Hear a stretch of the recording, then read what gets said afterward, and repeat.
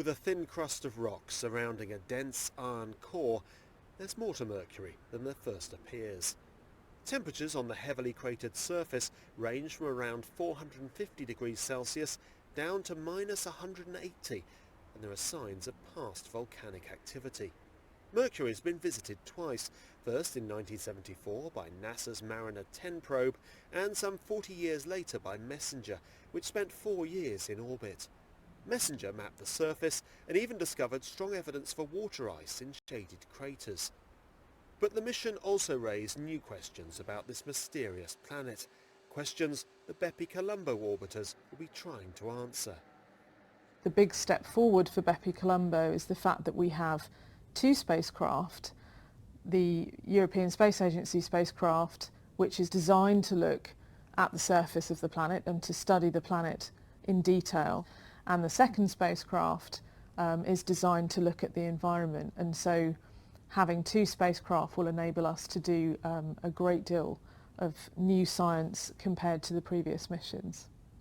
Protected by multi-layered insulation, hand-stitched thermal blankets and a radiator to dissipate heat, ESA's Mercury Planetary Orbiter carries 11 science instruments. It will focus on studying the surface and internal composition of the planet. We will provide the 3D images of the entire surface of Mercury.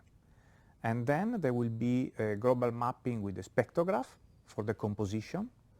And it means that we will provide the composition within the spectral range covered by our instruments of the entire surface of Mercury. A primary objective of the Japanese Mercury Magnetospheric Orbiter's 5 instruments will be to study the planet's magnetic field.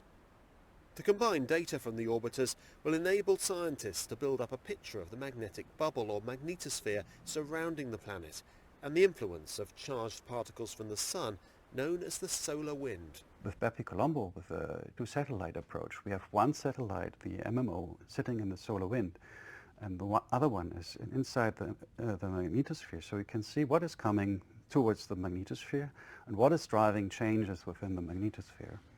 But the international science team will need to be patient. It'll take 7 years for BepiColombo to reach the planet and for Mercury's mysteries to be revealed.